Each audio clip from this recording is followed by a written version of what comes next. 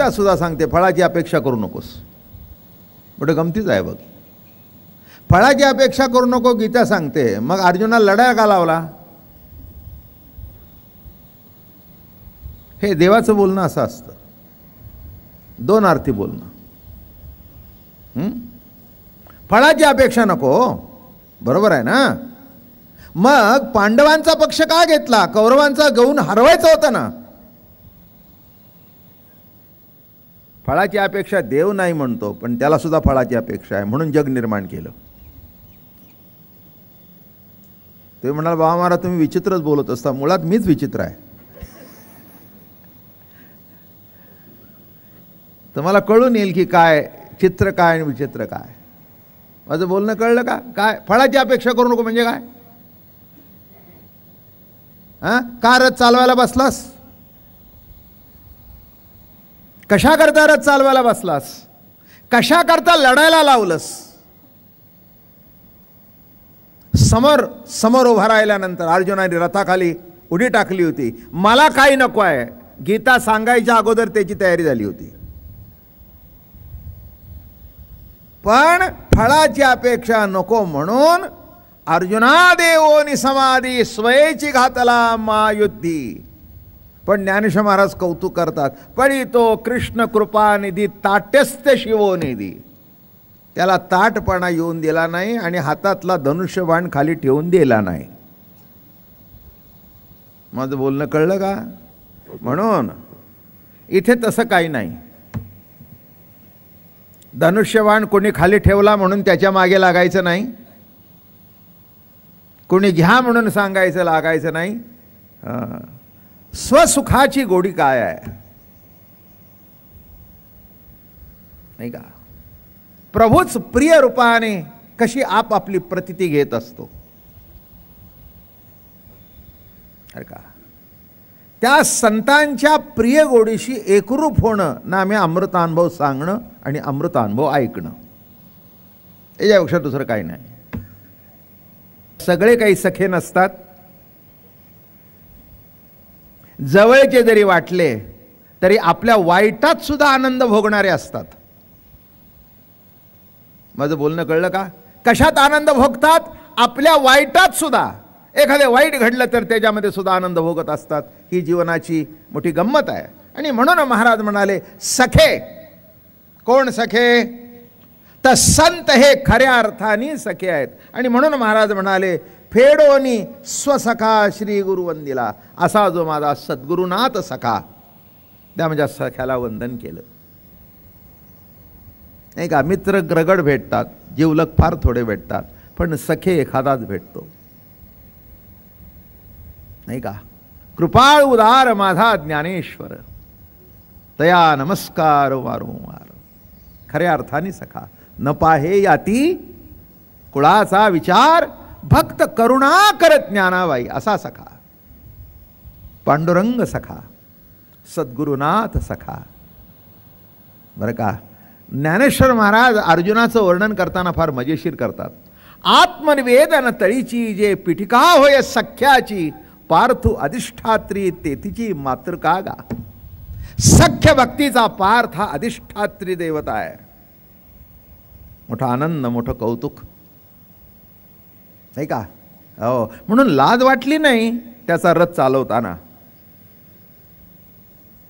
अर्जुनाचा रथ चालवताना अर्जुनाची घोडी धुतली अनंते. त्याची घोडी सुद्धा धुतली. काय लाज वाटली नाही काय? आपल्या सख्याचं काम करत असताना कधी लाज वाटत नाही, कारण ते काम वाटतच नाही. त्या कृतीतून सुद्धा प्रेमाचा साक्षात्कार होत असतो.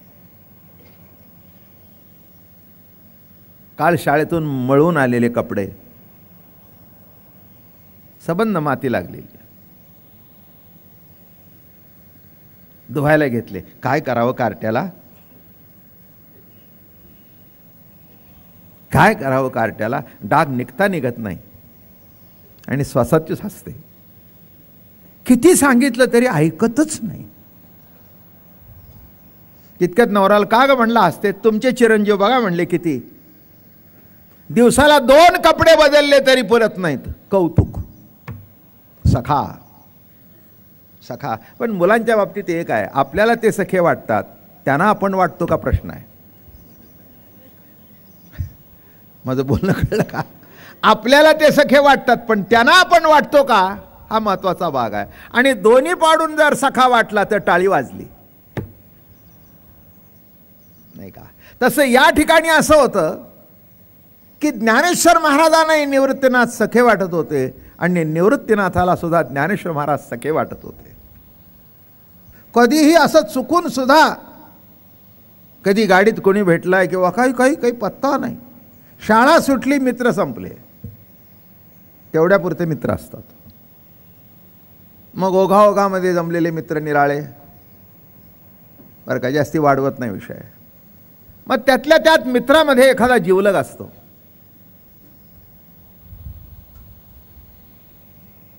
त्यातल्या त्यात मित्रामध्ये कोण असतो, एखादा जिवलग असतो. त्या जिवलगाचा उपयोग असा असतो की आपलं सुखदुःख त्याच्याजवळ सांगता येतं. काय एक लक्षात ठेवा, माणसाला कुठेतरी आपलं मन उघडं करायला जागा लागते, हे तुम्ही पक्क लक्षात ठेवा.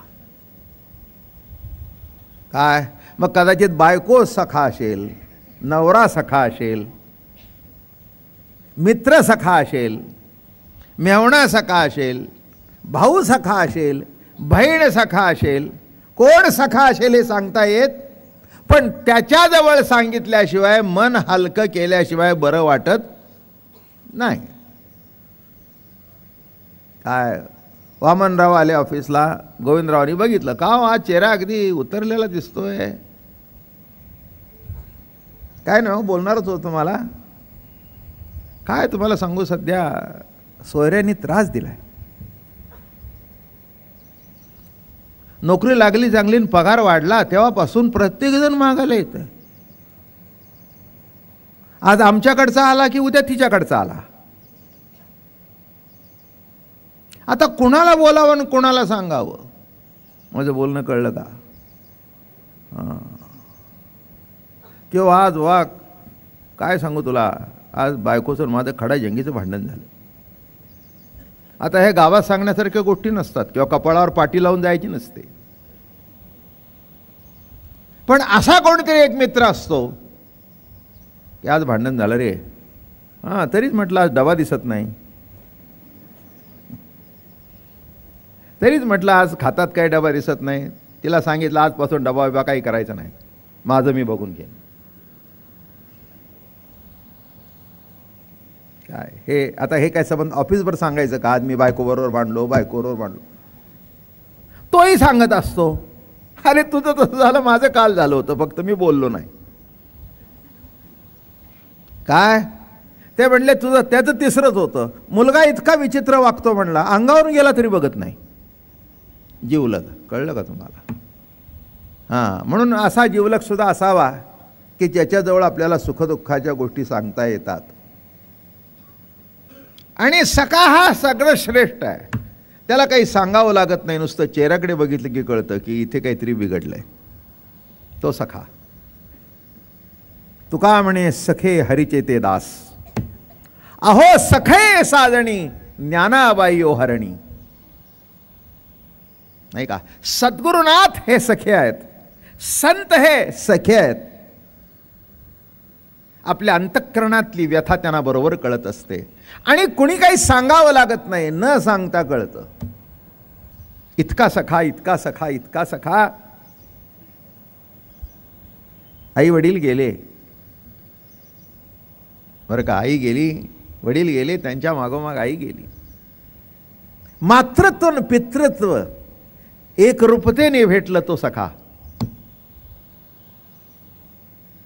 मी नेहमी सांगत असतो किती अवघड दिवस तो. निवृत्तीनाथ निघून गेले, आपलं विठ्ठलपंत निघून गेले. त्यांच्या मागोमाग काही दिवसांनी रुक्मिणी माता निघून गेली. डिटेलमध्ये गोष्ट सांगत नाही, ऐकली आहे आणि ऐकायची असेल ती इवले स्वरूप कॅसेट ऐका. ती पहिली कॅसेट माझी निघाली. झोपलेल्या बाळांना निरोप घेताना अतिशय दुःख झालं. फक्त निवृत्तीनाथांना उठवलं.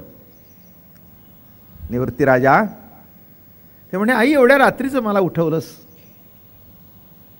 म्हणे, बाळा चौघात मोठा तूच आहेस. माझे मालक गेले.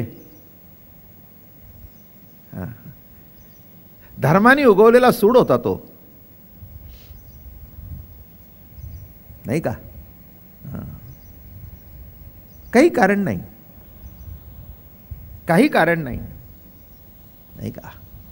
गुरु आज्ञेने संन्यास टाकला आणि ग्रस्त आश्रमात आले. आणि आले म्हणून आज प्रवचन चालू आहेत. कळलं का? आले म्हणून लाखो लोकांचा उद्धार झाला. आज वारकरी संप्रदायाच्या परंपरेमध्ये 20-25 हजार कीर्तनकार, निरूपणकार तयार झाले.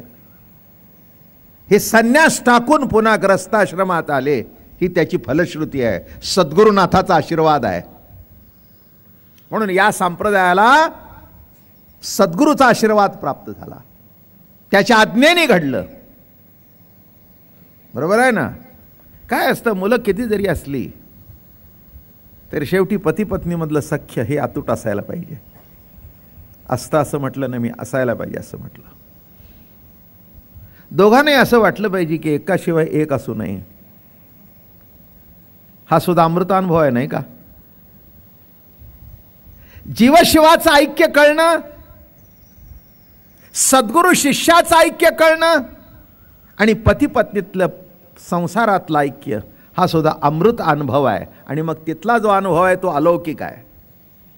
पाप पुण्याच्या पलीकडे याचा परमार्थ आहे. हा पाप धुण्याकरता सुद्धा नाही. ते हरिद्वारला जा,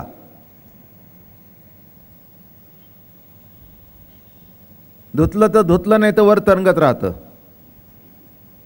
तेलाचा तवंग जसा असतो ना, अगदी वचन सत्य आहे की गंगेमध्ये स्नान गेल्यानंतर पाप धुतलं जाते, 100% खरं आहे. पण ते वर तरंगत राहतं. तुम्ही वर आला की तुमच्या अंगावर धुलीसारखं भरून बॅक टू पुणे.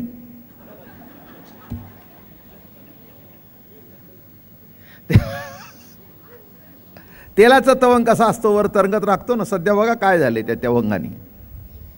बरोबर आहे ना? तुम्ही उठला की वर आला अंगावर. ते तुम्हाला सोडून जात नाही.